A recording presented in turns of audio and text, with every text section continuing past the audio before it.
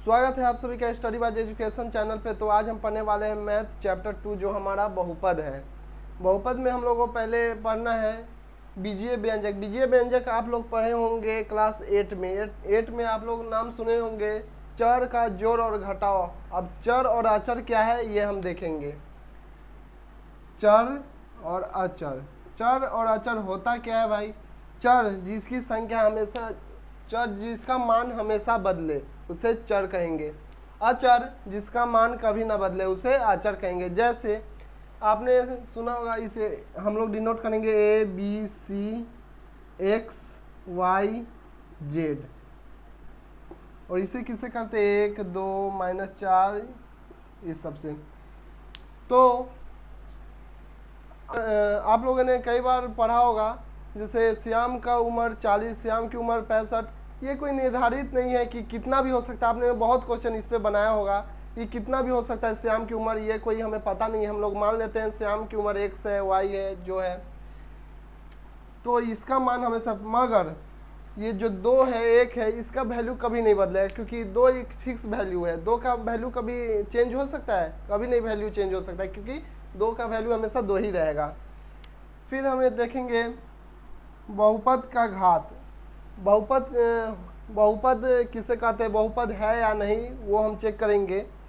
बहुपद का घात हमेशा पूर्ण होना चाहिए। क्या होना चाहिए? पूर्ण होना चाहिए। बहुपद हमेशा हमें पूर्ण होना चाहिए। जैसे 7x² प्लस 5y प्लस 3, ये हमारा बहुपद है। इस पे आप लोग देखेंगे ये पूर्ण संख्या है, इसलिए ये क्या है? बहुपद है। अब देख लेते हैं हम, ये 7x½ है, ये हमारा बहुपद नहीं होगा।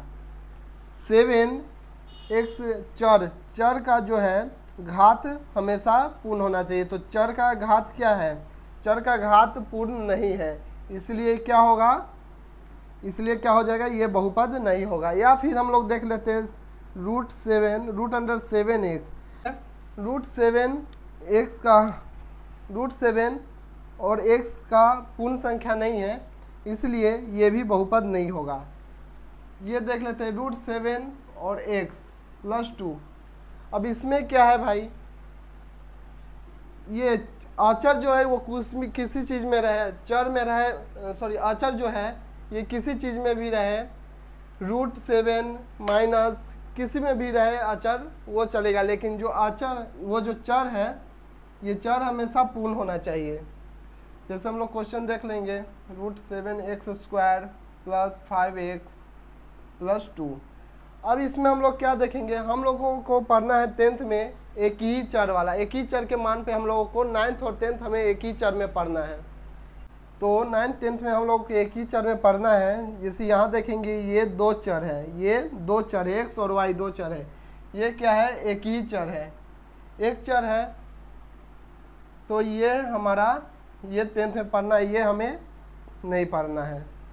अब हम देखेंगे पहले बहुपद होता क्या है। बहुपद होता क्या है? अब हम देखेंगे बहुपद होता क्या है।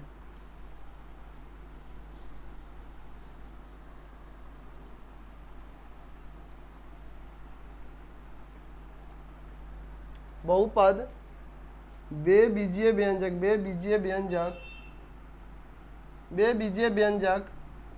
जिसका घात, बेबीजीय व्यंजक जिसका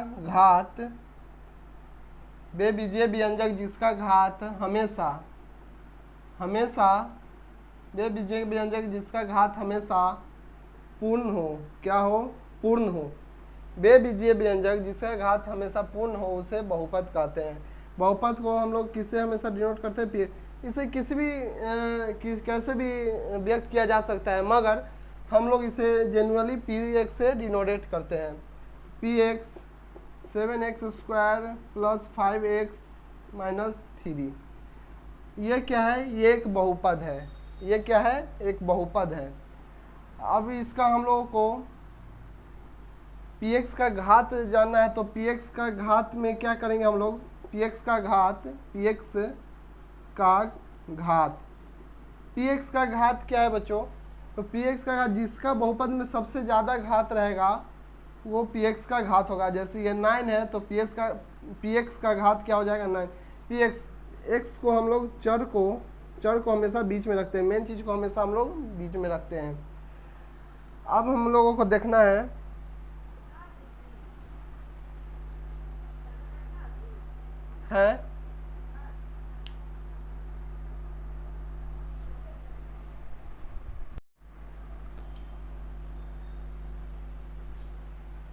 तो अब हम लोगों को देखना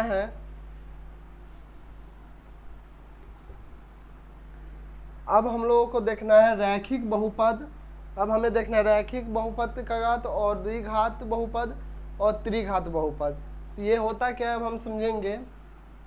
त्रिघात बहुपद, क्या त्रिघात बहुपद, त्रिघात बहुपद। पहले देखेंगे हमारा है रैखिक बहुपद, रैखिक बहुपद, रैखिक बहुपद क्या है। रैखिक बहुपद में नाम से ही पता चलता है जिसका घात एक हो, जिसका घात केवल एक हो। px इक्वल 7x, इसका घात केवल एक है, ये रैखिक बहुपद है। ये pu ये इसका एक रैखिक बहुपद हो गया जिसका घात एक है। px ax plus b, X plus B इसका घात एक है, तो लिखेंगे जहाँ ए बी एक वास्तविक संख्या, आर से वास्तविक संख्या को डिनोटेट करते हैं हम लोग। ए भी एक वास्तविक संख्या है जहाँ ए इक्वल नॉट जीरो। अगर ए इक्वल हम लोग जीरो, ए का मान अगर हम लोग जीरो कर देंगे तो ये जीरो हो जाएगा, जिससे ये रैखिक बहुपद नहीं रहेगा। जैसे हमने क्वेश्चन बताया था, हमने बहुपद का घात जिसका ज़्यादा होगा वो बहुपद। अब हम लोग किसी को दे देंगे ये px equal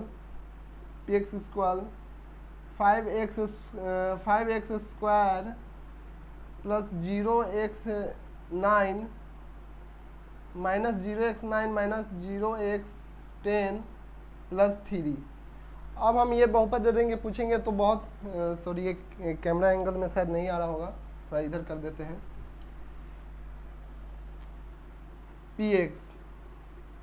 px equal 5x square minus 0x9 minus 0x10 plus 5।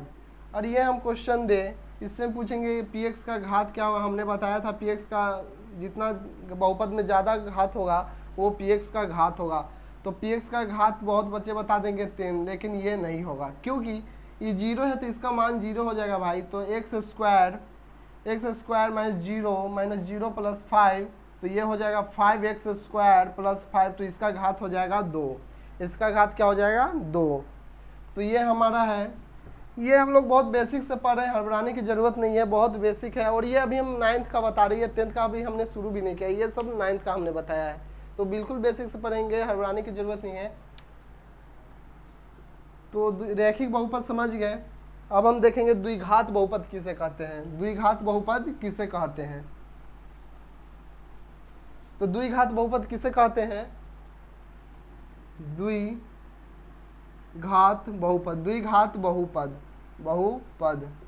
बहुपद किसे कहते हैं।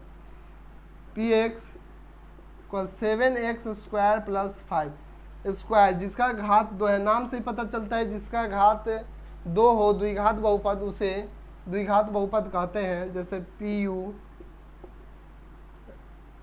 7u स्क्वायर प्लस 3, इसका हो जाएगा px ax स्क्वायर प्लस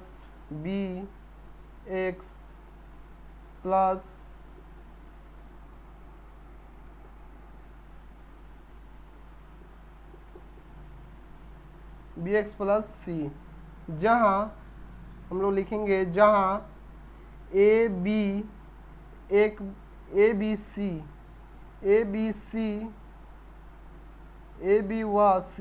व सी एक वास्तविक संख्या है। क्या है, एक वास्तविक संख्या है जहाँ एक इक्वल नॉट जीरो। अगर फिर से अगर ए का मान हम लोग जीरो कर दें तो ये एक रैखिक बहुपद हो जाएगा, इसलिए ए का मान 0 हम लोग नहीं करेंगे, इसे द्विघात बहुपद कहते हैं। समझ में आ रहा है सबको? फिर अब हम देखेंगे त्रिघात बहुपद किसे कहते हैं। त्रिघात बहुपद किसे कहते हैं?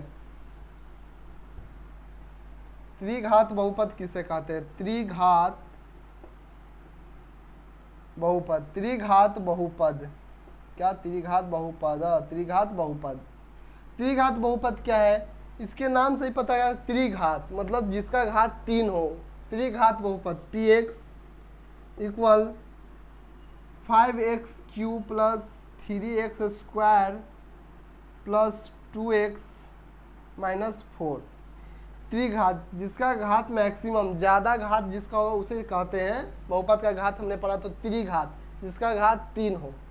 जैसे pu equal 5u cube plus 3u square plus 2u minus 4। ये क्या है? ये हो गया त्रिघात बहुपद।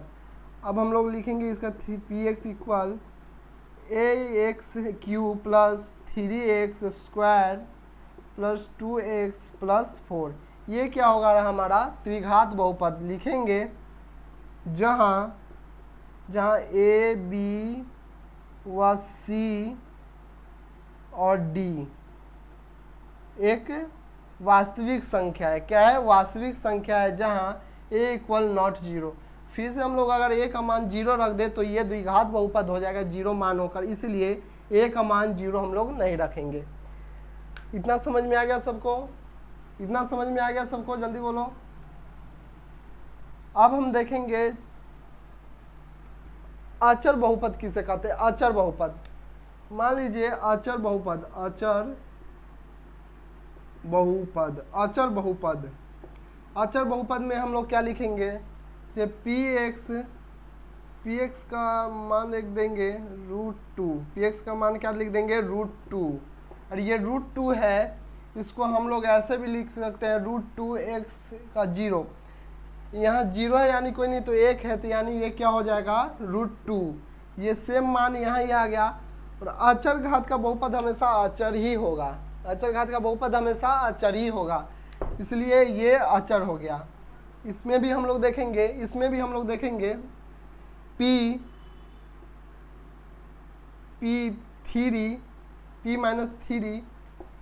माइनस 3 इसका करेंगे तो इक्वल -3x स्क्वायर, तो इसका भी मान 1 होगा, यानी ये -3, ये भी अचर बहुपद हो जाएगा।